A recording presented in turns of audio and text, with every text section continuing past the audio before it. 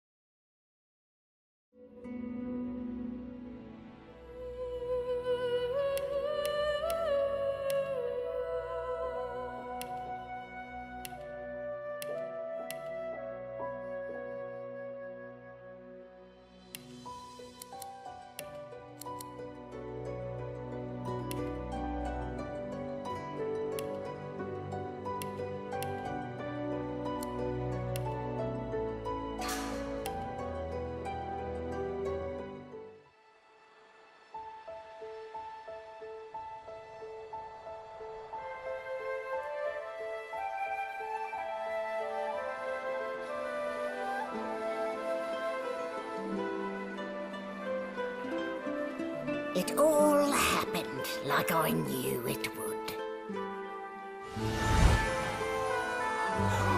A single drop of source magic. And, like flies to honey, the monsters swarmed.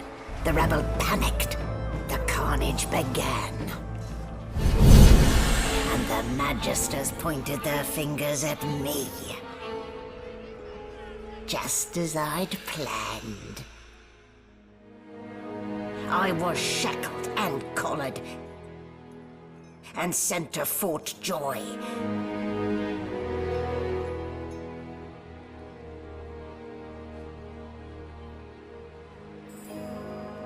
I'd come here to kill Godwoken. But instead I became part of their story.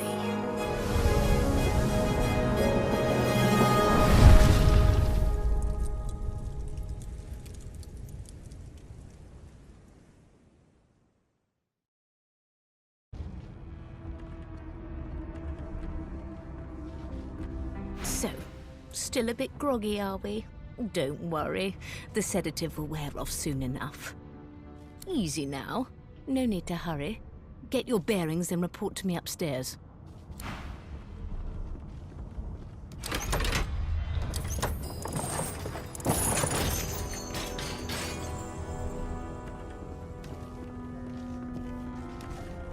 So it wasn't a dream after all.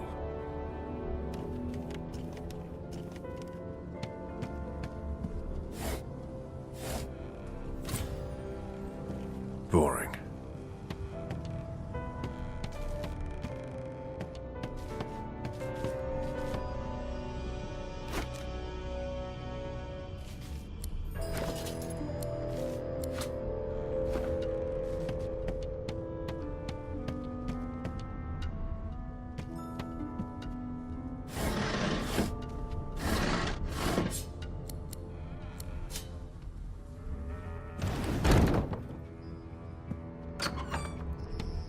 Die.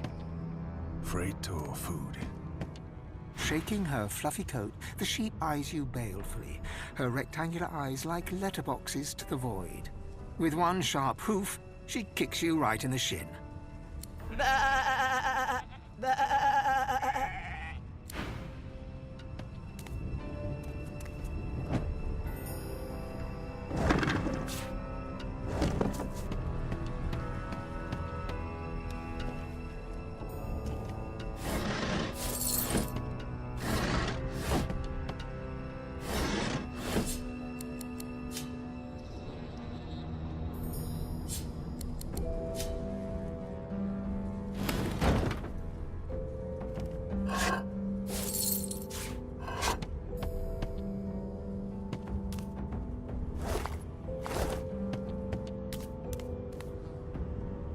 Did you expect a needle?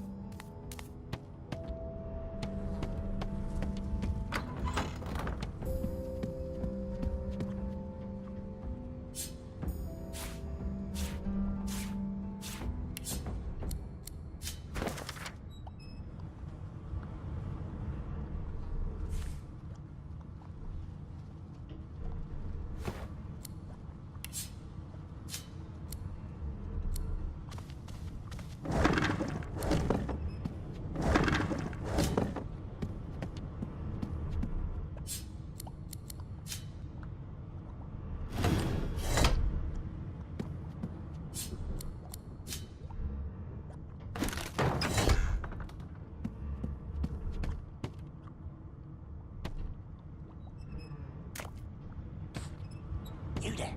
Come here.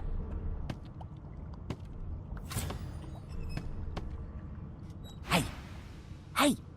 Get me out of this cage and I'll make it worth your while. You in? Your guess is as good as mine. Someone screamed loud as a banshee. After that, pure pandemonium. They never even told me what I was accused of. Just dragged me down here. Set me free, and I'll set you free.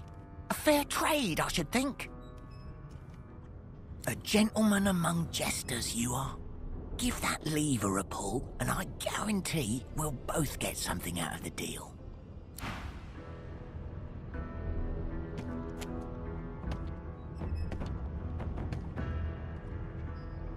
The Magister Guard snorts and sniffles as he sleeps. You're almost impressed that one man can make such a phlegmy racket. Is my shift over? Are you here to relieve me? Wait, you're no Magister. You're a sorcerer. What are you doing here, filthy scrounger? Choose your words carefully. My fists ache to meet a new face.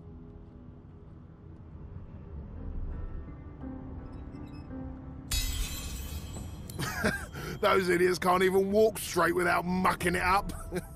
Was it Rick's? I bet it was Rick's.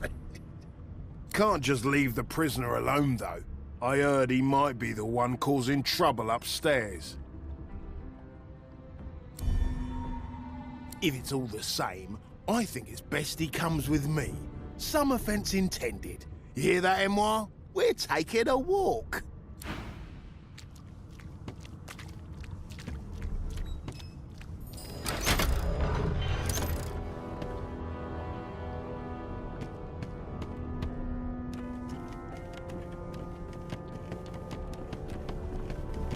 Hurry it up, sorcerer. We haven't got all day. No. No? You must so. That's one problem solved. A dead Magister. So much Somebody for will a have to peaceful take the... stroll.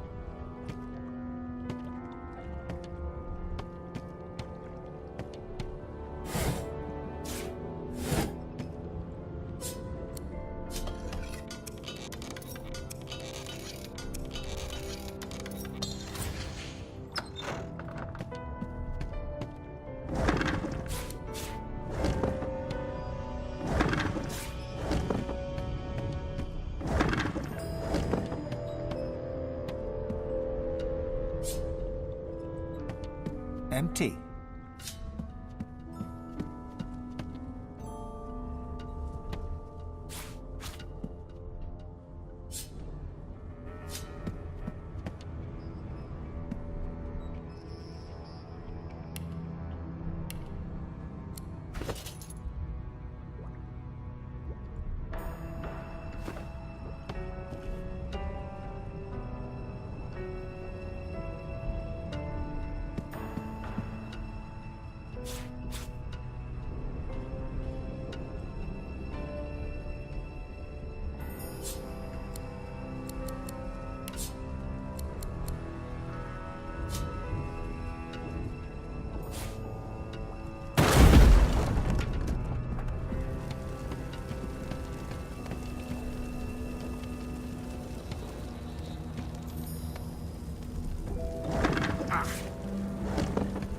Not the most elegant solution, was it?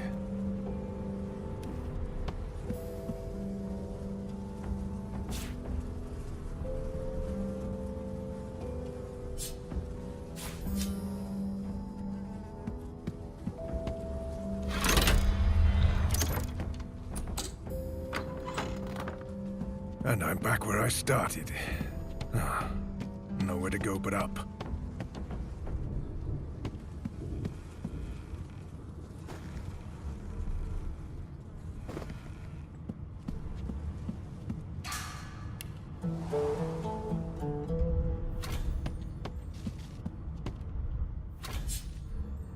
Empty.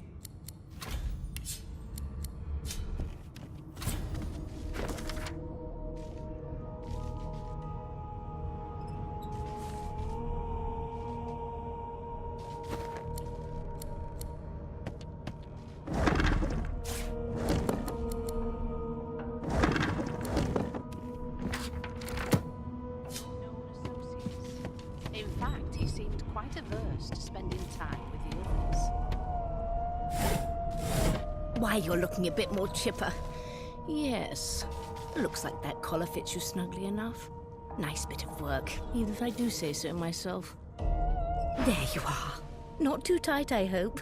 The collar, I mean. Oh, not to worry. Every dog has to get used to its leash. In the meantime, your next stop will be Magister William. All passengers have to be registered in the ship's manifest, and he's the chap in charge of the logs. You'll find him on the other side of this deck, in the officers' quarters.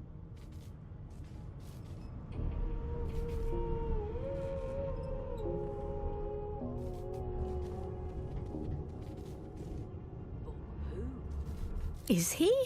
Oh well. Some problems simply sort themselves, don't they? She frowns and peers at you closely, resting the back of one hand on your forehead and taking your pulse with the other. Delusions such as these are rare, but not unheard of. I recommend a cup of mulled wine and another night's sleep. Just take it easy. Dungeon? You have the gall to call my laboratory a dungeon? I'd be quite annoyed with you if you didn't look so honestly perplexed. Index fingers pressed to her lips, she pauses a moment to give you a scrutinizing gander. My word, you do seem a bit befuddled, don't you? Perhaps I was a bit too generous with that sedative.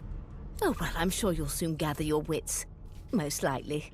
Eventually. In the meantime, all you need to know is that we're en route to Fort Joy. A new life awaits, and if you're a particularly good boy, perhaps a cure as well. An end to Source. For good. Why, for my peace of mind, of course. Why don't you try casting one of those Source spells of yours? See what happens. Oh, do go on. I won't hold it against you. Promise. My, aren't we a meek little lamb? Perhaps I needn't have collared you at all, though it does look darling on you. So let's just leave it on, shall we? Because to answer your question, what this collar does is this. It makes you unable to cast Source. For your own peace of mind, of course. Yours and the whole world's.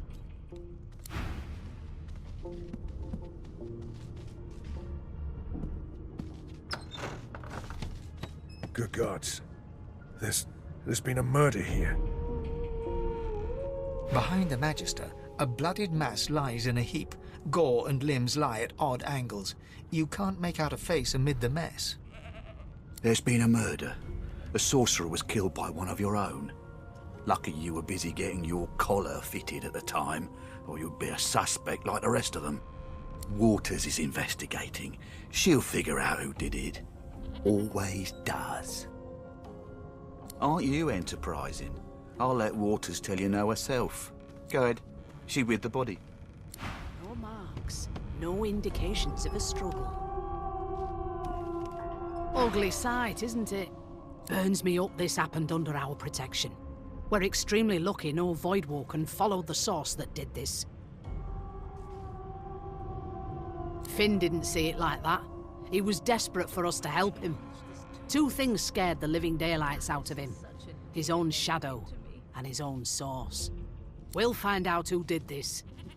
Speaking of... She looks up at you with a mirthless smile. I was on duty in your room when the murder happened. You were asleep the whole time. Didn't even stir. You're one of the only indisputably innocent people on the ship. Unless you can commit murder in your sleep, of course.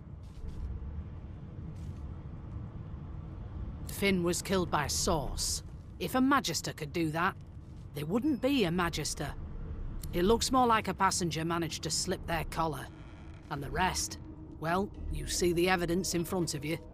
Listen, I could use someone to keep their ears open among the passengers. Sometimes they clam up in front of a uniform. Bring me a good lead, and I'll throw in a shiny gold coin for you. How about that?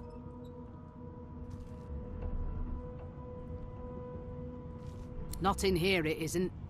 You let me know if you hear anything. Whoever did this is dangerous.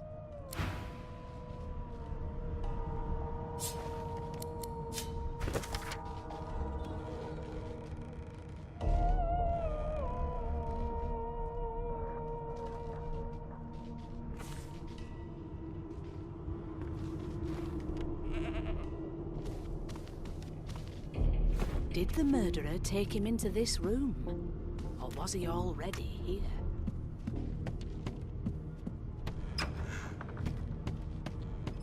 The hatch is blocked. I'll need to find another way.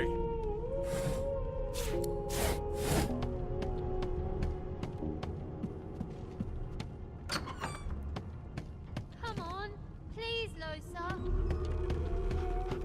That's enough now. Ah, there you are. Husband. Would you please tell this very charming gaggle of not-at-all brat-like babes that I am by no accounts this Losa woman, nor do I sing, in fact. I'm deathly, deathly allergical.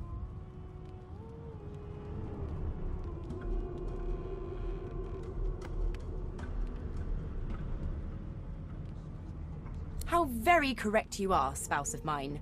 Madame Josephine Gribbles de Peeb refuses to be confused with anyone else.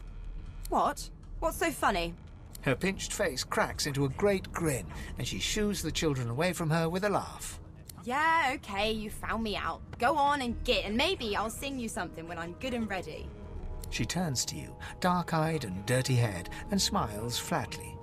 Gotta keep ourselves entertained, haven't we?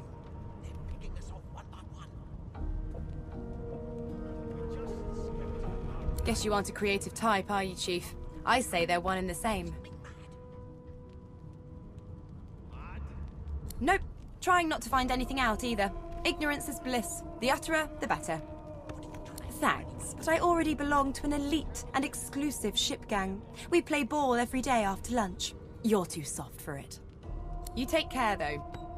Suddenly, her eyes cloud to an unnatural black. Greyish veins run down her face, and her mouth tightens into a cruel sneer. As quickly as they came, the clouds clear. She smiles as though no change came over her. Good luck, Chief. You're a human, like me. That means we're friends already. My mum told me not to make friends with lizards and elves and dwarves and stuff. But I think they're okay. Why won't you sing? A no doesn't become a yes. An elf sits tucked away in a dark spot, lazily rolling dice onto the surface of a barrel. They sound like the dry cackling of an old witch. Snake eyes. She chuckles. I bet that's just what they'll look like. She shakes her head. Game for one, I'm afraid. Rolling dice. Deciding fates. She eyes you quite seriously. Not the future, no. But I can read the past in flesh. One of the perks of being an elf, you see. I'm quite good at it, too. I could lick your arm and tell you how you spent the night before last. Shall I? She gives your arm a vigorous stroke of the tongue, efficient like a cat grooming. You were in a cellar with other sorcerers. As everyone lay sleeping, you lay awake thinking of someone back home. A very special someone. You were reminiscing about the things you used to do together. She pats you on the shoulder consolingly. There, no need to be a sourpuss. You don't have to worry, darling. Your secret's safe with me. I don't lick and tell. Don't worry, honey. It isn't yours. She looks you up and down with the merest hint of a coy smile on her lips. Never say never, though. There's nothing else I can I'm read. busy watching for clues, sorcerer. Go take your sub-story somewhere else. Unacceptable. A scruffy man lounges against the wall with scarred arms folded. A sly smile playing on his face, he stares across at the Magister guarding him. Noticing you, he straightens and beckons for you to come closer. Watch your back, new fish. There's a murderer on board, and I'd bet 3 months' pay it's this tramp Ifan. Rolling his eyes at the Magister's warning, the man named Ifan beckons again.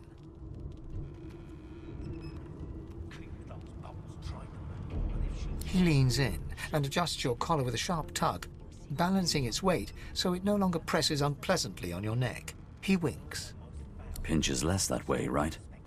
Hocking a phlegmy gobbet in your general direction, the sullen Magister settles back to his task of glowering at Ifan. And now, you. We used to know each other, more's the pity. I was his commander many, many, many moons ago. Isn't that right, Vic? Standing far back from Ifan, the tight-faced Magister draws one finger across his throat in an elaborate fashion, but says nothing. Ifan grins, flashing pointed white teeth. Same as he was at 14 years old. Only difference is somebody gave him a bigger sword and now he's Johnny Big Pants. Long story. Maybe I'll tell you about it in the Joy. Away from interested parties. No. The dead man, Finn, is it? I'd no business with him. And I wouldn't put a man down without good reason. He glances over at Magister Victor, who's staring back at him with pointed intensity. Damn shame sheer annoyance isn't reason enough. The Joy, I've heard a lot. Nothing good. No surprise there, since Bishop Alexander runs the show. Wonder if we'll get to meet the ringmaster himself.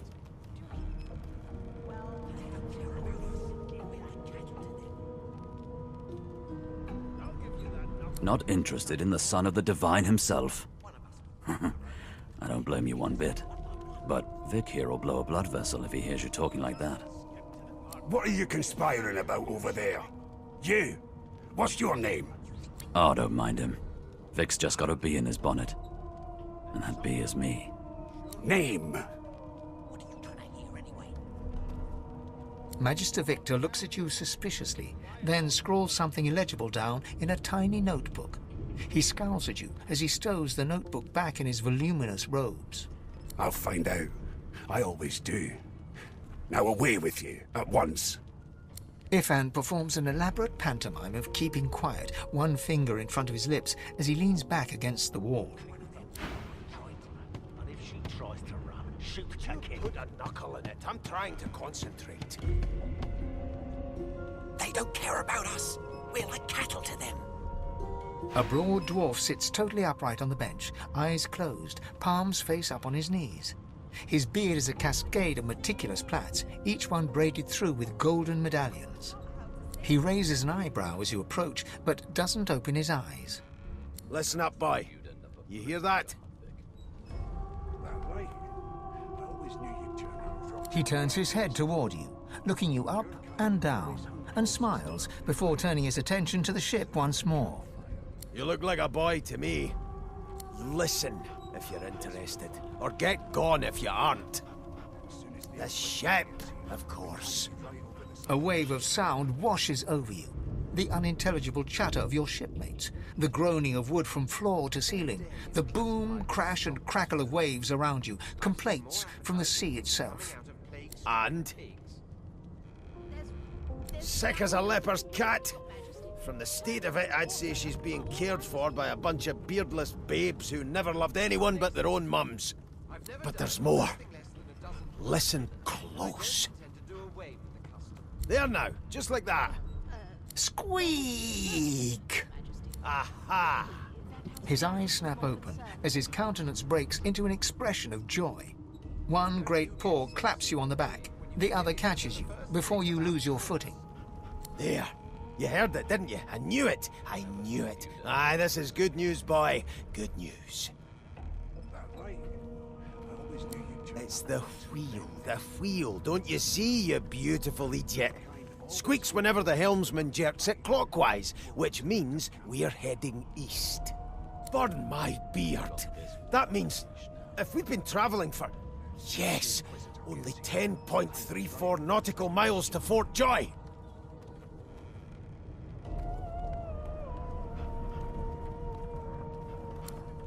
No indeed, boy. But that ain't my final destination. The dwarf leans back from the table and strokes his beard, gold medallions jingling merrily. His eyes roll over to you. That'll be all. Thank you kindly, boy. He continues stroking his beard, a beatific smile on his lips, and doesn't acknowledge you anymore. You one of them? A Divine Order loyal? They killed a sorcerer, you know. They'll hide the evidence well enough, but make no mistake.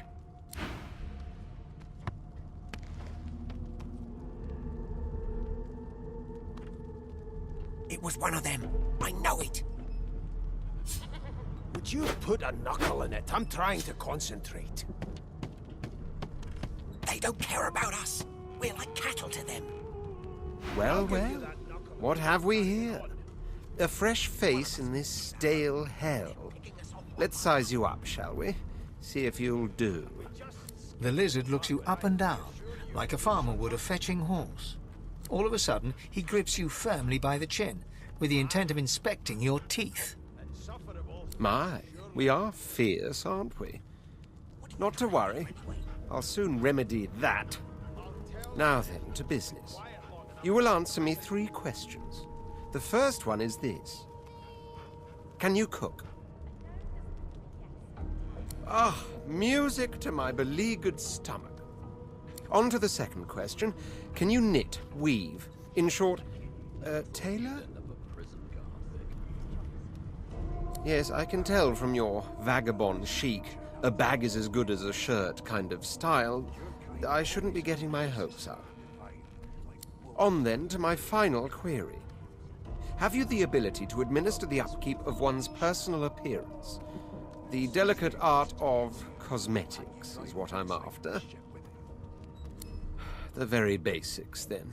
I suppose that's a start. So, 3 questions asked, 3 questions answered. Let's evaluate, shall we?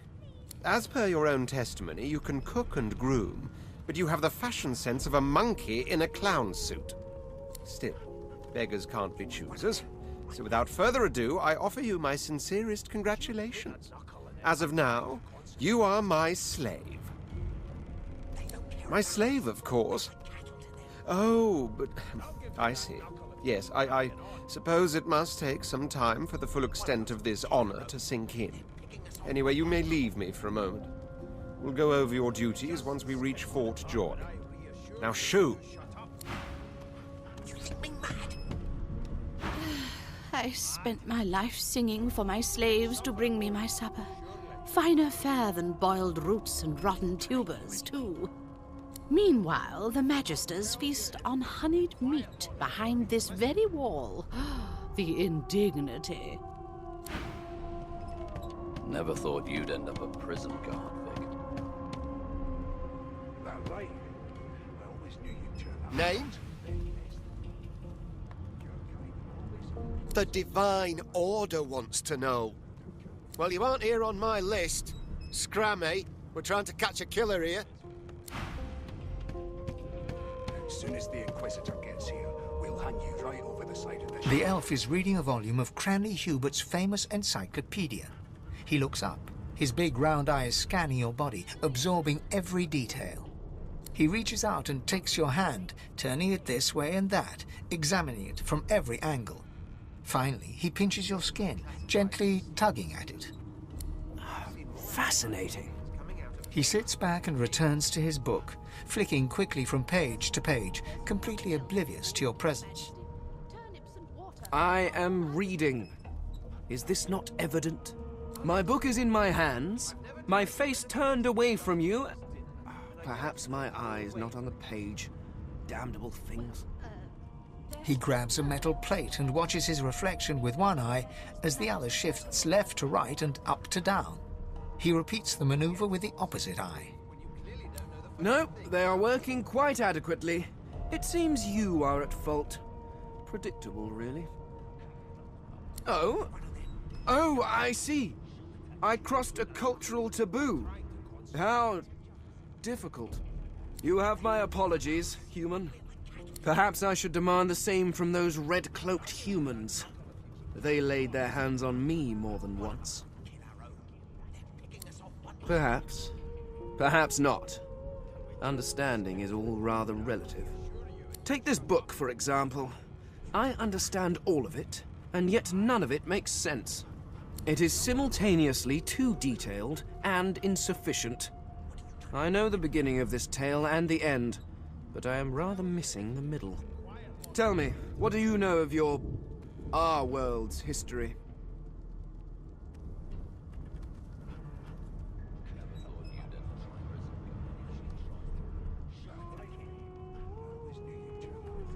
Oh, please. I have no interest in that. Your books are too full of it already. No, I want to know about the Celestial. I want to know about your gods. This text tells me that they created all creatures, but nothing of what came before.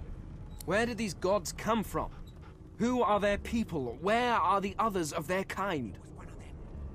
The elf's face freezes for just a second before he waves his hand dismissively. Oh, it's just one of my idle curiosities. We mortals do like to consider these things, do we not? Now please, run along. I have a world to decipher. No amount of pestering will get the elf to take his eyes off his book or respond to your questions. Here to register, sir. Good, good. Magister Williams is just about done with the last passenger. You faring okay so far? He tugs the collar of his uniform and chuckles. Sorry you're upset, sir, but we all wear what we wear for a reason. You head on in now. Williams will get you sorted fast.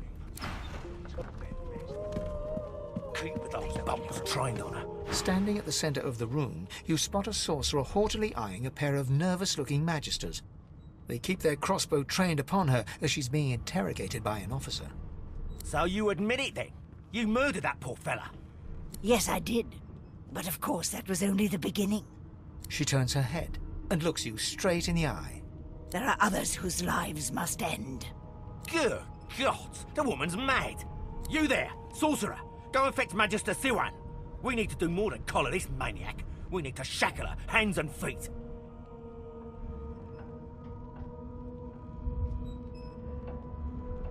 It means your journey draws to a close. Do stick around for its finale, though, because... She reaches for her collar and simply removes it. I'm just about to create a scene. Subdue her, men, quickly! If she casts source, the Voidwoken will come. They'll end us all. She smiles with wicked satisfaction. Precisely.